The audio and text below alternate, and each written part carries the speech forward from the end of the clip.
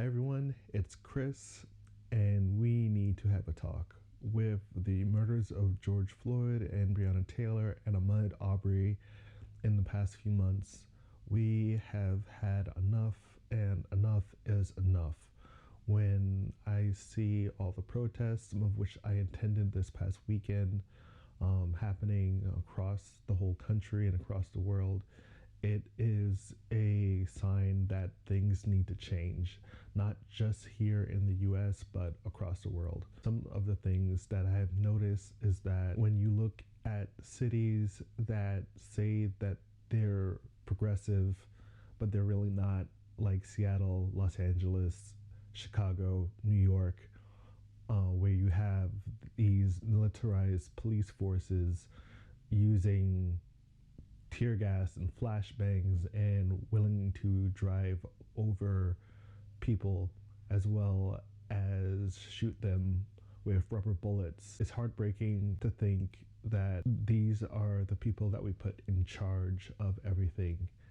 And when I look at Instagram and I see the Blackout Tuesday hashtag and the black squares that everybody was using in order to show solidarity, that's great, and it's good to see that much solidarity across so many people. But we need to think about the fact that there needs to be action behind that solidarity. It can't just be one post and then you think that it's over and you've solved racism. That's not how it works. It needs to be action, it needs to be policies, it needs to be reform. So whether it's donating money or going to a protest or just being vocal and sharing information and listening to Black people right now, everybody needs to do their part in order to push the needle forward. When I think of my own experiences when it comes to racial profiling and dealing with the police, I think of the times that I was in a store with my friends and we were the only group who was being followed around the whole store. Or when, you have a police car behind you and you panic because you don't know how they're going to treat you, or they pull you over for having foggy windows in the middle of winter when you have 4 guys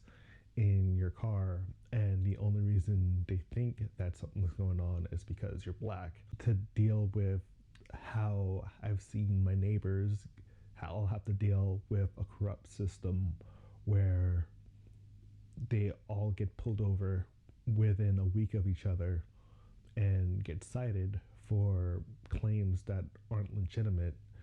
It's very frustrating to day in and day out deal with that kind of trauma, and then to repeatedly deal with the fact that that could have been you, or that could have been somebody you know.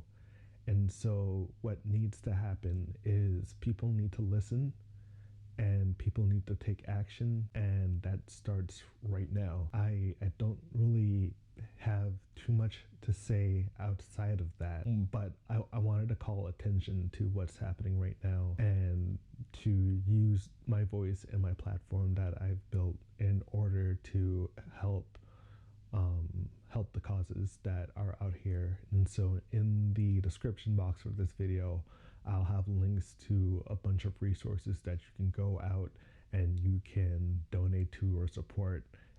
That would be helpful. On top of that, I am willing to talk to people about how they can make themselves more aware of how privilege works in our society and ways that we can move forward to make things better. So I'm going to end the video with that.